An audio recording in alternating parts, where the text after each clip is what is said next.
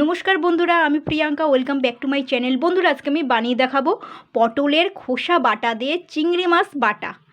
তো বর্ষাকাল পড়ে গেছে, তো একটু ভর্তা টাইপের খেতে ইচ্ছা করছে, তো আমি ভাবলাম এটা তৈরি করে দেখাবো আপনাদেরকে। তো এখানে আমি কিন্তু পটল নিয়ে নিয়েছি। পটলটা কিন্তু 300 গ্রাম পরিমাণ আছে, আপনারা 500 গ্রাম পটল দিয়েও করতে পারেন। তো সবার প্রথমে কিন্তু আমি পটলটাকে কিন্তু ডুবো জলে ভিজিয়ে রেখেছি। ভিজিয়ে রাখার এই কারণ যে পটলের গায়ে অনেক সময় বিষাক্ত অয়েল তো স্প্রে করে, আর সবজি মাত্রই স্প্রে করে, তো মানে বাজে টাইপের তেল দিয়ে স্প্রে করে। হোক, এখানে আমি পটলটাকে সবার প্রথমে ভিজিয়ে রেখেছি, আপনারাও তাই করবেন।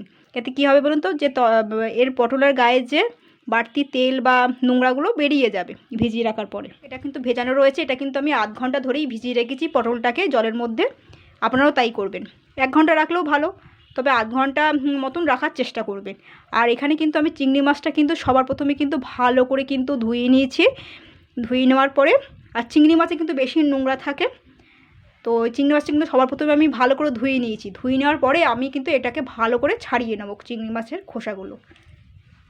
দেখুন, এইভাবে ছাড়িয়ে নিতে হবে খোসাগুলো নিয়ে। এবার যে পিঠের দিকে পিঠের এই সিদ্ধারার দিকে একটা নোংরা থাকে, এই নোংরাটাও কিন্তু টেনে বার করে করতে হবে। এইটা কিন্তু ভীষণ খারাপ জিনিস, পেটে গেলে অসুখ করবে। দেখুন, এই টাইপের জিনিস, ঠিক আছে। এইভাবে আমি থালার পাশে এইভাবে রেখে দেবো, এইগুলো সাইড করে করে রেখে দেবো। ঠিক সেম আমি আর একটা করে নেবো। এইভাবে মাথাটা আমি ছাড়িয়ে ফেলেছি, মানে খোসাগুলো মোটমাট চিংড়ি মাছের মাথা খোসা ভালো করে কিন্তু ছাড়িয়ে নেবেন। তবে হ্যাঁ, আগে ভালো করে কিন্তু ধুয়ে নেবেন, ধুয়ে নেওয়ার পরে এই কাজটা করবেন, ঠিক আছে। তো এরকম দেখুন, পিঠের কাছে একটা নোংরা সিদ্ধার উপর একটা জিনিস থাকে, এই দেখুন লম্বা মতন। নখ দিয়ে কিন্তু টেনে বার করতে হবে, কিন্তু নখ না থাকলে কাঠি দিয়ে বার করবেন, ইজিলি বেরিয়ে যাবে। দেখুন, ঠিক আছে। এইভাবে আমি ছাড়িয়ে নেব, প্রত্যেকটা চিংড়ি মাছই কিন্তু করে নিতে হবে। এইভাবে খোসাগুলো ছাড়িয়ে নেব সুন্দর করে। আমার একটু নখটা কম আছে, তো ওই জন্য একটু অসুবিধা হচ্ছে। নখ বড় থাকলে সুবিধা হয়, খুব তাড়াতাড়ি ছাড়ানো যাবে। এই দেখুন, পিঠের দিকে এই আস্তে করে টানতে হবে, ঠিক আছে, টানলে বেরিয়ে যাবে। এই দেখুন, এটা কিন্তু নোংরা, এটা কিন্তু পেটে গেলে অসুখ করবে। তো এইভাবে কিন্তু সব কটা করে নেব। এই দেখুন,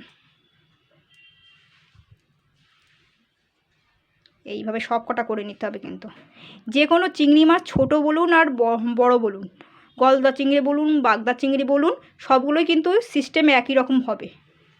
পিঠের দিকে কিন্তু নোংরা থাকে, পিঠের নোংরাটা কিন্তু টেনে বার করে ফেলতে হবে। আর এই চিংড়ি মাছের কিন্তু আমি এই চিংড়ি মাছ এই পটলের খোসা বাটার সঙ্গে চিংড়ি মাছ বাটাটা যেটা করব, তো এই চিংড়ি মাছটা কিন্তু আপনারা একটু ছোটো সাইজের নেওয়ার চেষ্টা করবেন। এই ছোটো যত চিংড়ি মাছ নেবেন, দেশি চিংড়ি মাছের কিন্তু টেস্ট হয় বেশি, কিন্তু স্বাদটা হয় বেশি। কিন্তু এগুলো কিন্তু দেশি চিংড়ি মাছ, বড় সাইজের নেবেন, এইটাই নেওয়ার চেষ্টা করবেন, ঠিক আছে। তো এগুলো ছাড়িয়ে, তো এগুলো আমি কিন্তু ছাড়িয়ে নেবো সব কটা এইভাবে। তো বন্ধুরা দেখুন, আমি কিন্তু সব কটা চিংড়ি মাছ ছাড়িয়ে নিয়েছি, এই কটা হয়েছে। এবার আমি পটলটা পটলগুলো যেগুলো চোপানো ছিল, সেই জলটা আমি আগে সবার প্রথমে ফেলে দেবো, ঠিক আছে। এগুলো আগে ডোলে এরকম করে করে ধুয়ে নিতে হবে। এইভাবে ডোলে ডোলে কিন্তু ধুয়ে নিতে হবে পটলটাকে। এরপরেও কিন্তু আমি আরও 2 বার ধুয়ে নেব। তো বন্ধুরা দেখুন, আমি কিন্তু পটলগুলো সবকটাই আবারও 2 বার মতন ধুয়ে নিয়েছি। তো এবার আমি পটল এখান থেকে একটা করে নেব। এই সামনের মুখ কেটে কিন্তু বাদ দিতে হবে, আর এই পেছনের মুখটা কিন্তু কেটে বাদ দিতে হবে। সব কটা পটলে কিন্তু করে নেব। এবারে পটলে খোসাগুলো আস্তে আস্তে করে এইভাবে ছাড়িয়ে নিতে হবে। একটু বেশি করে ছাড়াতে পারেন, অসুবিধা নেই তাতে। এইভাবে ছাড়িয়ে নিতে হবে, একটু বেশি করে ছাড়িয়ে নেবেন। হ্যাঁ, এইভাবে আমি কিন্তু সব কটা পটলেই করে নেবো একইভাবে।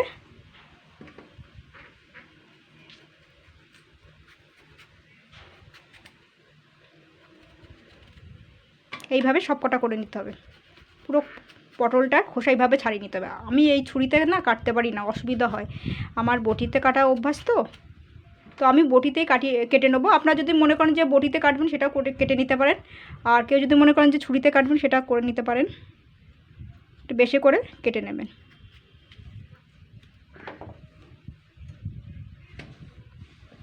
তো এটা কাটা হয়ে গেছে।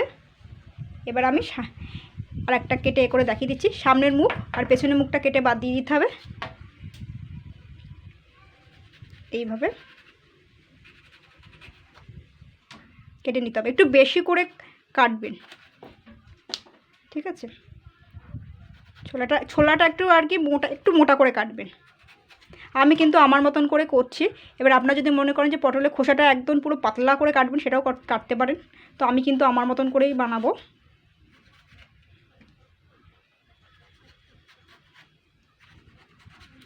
এইভাবে কিন্তু সব কটাই করে নেব।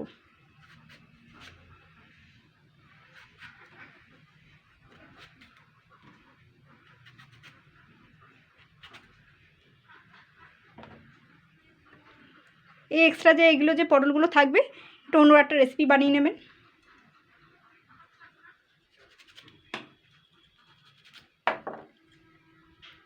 এইভাবে করে নিতে হবে।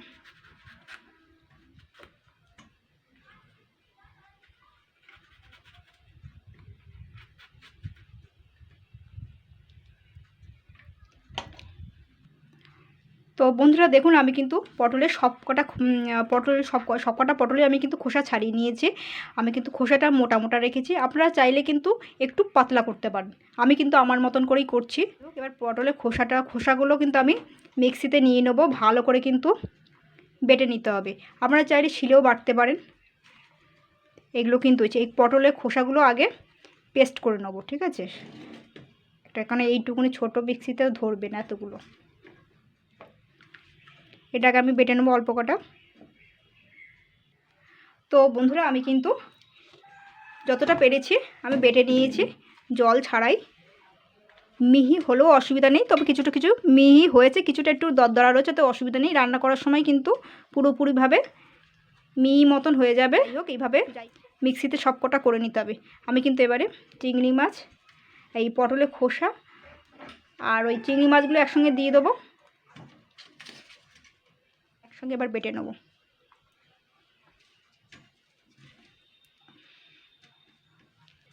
তো বন্ধুরা এবার এই যে এক্সট্রা যেগুলো রয়েছে পটলের খোসা আর ওই চিংড়ি মাছটা আমি কিন্তু এবারে লাস্ট বেটে নেব। তো বন্ধুরা দেখুন, আমি কিন্তু এগুলো সব বেটে নিয়েছি। চিংড়ি মাছটার সঙ্গে পটলের খোসাগুলো করে নিয়েছি এগুলো। এবার যেটা এক্সট্রা এতে আছে না, এর মধ্যে সামান্য একটু জল দিয়ে এটার মধ্যে যা আছে সবকটাই নিয়ে নেবো, মানে জল দিয়ে একটু নেড়ে চেড়ে নেবো মিক্সিটার মধ্যে। তো বন্ধুরা এগুলো তো বাটা হয়ে গেছে। এবার এখানে আমি রসুন নিয়ে নিয়েছি বেশ খানিকটা। এখানে কিন্তু 2 চামচ মতন রসুন বাটা হয়ে যাবে। তো এই রসুনগুলো আমি বেটে নেবো, আর এই পেঁয়াজটা কিন্তু আমি মিহি করে কুচিয়ে নেবো। তো বন্ধুরা দেখুন, আমি কিন্তু এখানে কড়াইতে কিন্তু রিফাইন্ড অয়েল তেল দিয়ে দিচ্ছি। তেলটা কিন্তু গরম হয়ে গেছে। এবার আমি এই যে শুকনো লঙ্কাটা, আমি কিন্তু এখানে 3খানা শুকনো লঙ্কা নিয়েছি, আমি কিন্তু কেটে কেটে নিয়েছি কাঁচি দিয়ে।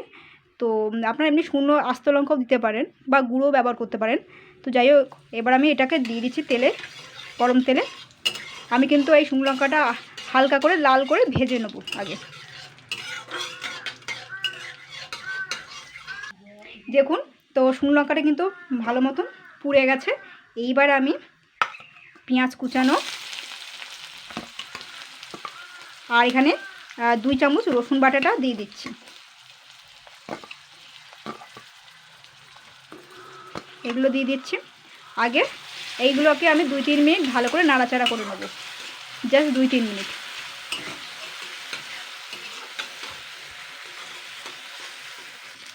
তো বন্ধুরা দেখুন, আমি কিন্তু পেঁয়াজটা কিন্তু হালকা করে ভেজে নিয়েছি। পেঁয়াজের কাঁচা গন্ধটা চলে গেছে আর রসুনের কাঁচা গন্ধটা চলে গেছে। এবার আমি এক এক করে দিয়ে দেবো পটলের খোসা বাটা, চিংড়ি মাছ বাটাটা দিয়ে দেবো।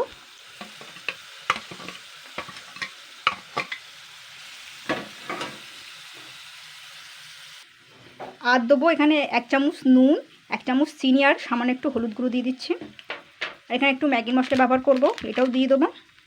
তো 1 চামচ। এবারে এটাকে আমি কিন্তু ভালো করে ভাজবো, চিংড়ি মাছ বাটাটা আর পটলের খোসা বাটাটা। তো বন্ধুরা দেখুন পটলটাতে কিন্তু হালকা জলও বেরোচ্ছে। এটা কিন্তু 3-4 মিনিট ধরে ভালো করে আগে ভেজে নিতে হবে।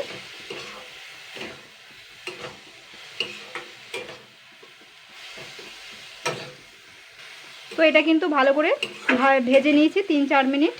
এবার আমি যে মিক্সিটা ধুয়ে রেখেছিলাম সেটা কিন্তু আমি দিয়ে দিচ্ছি জলটা।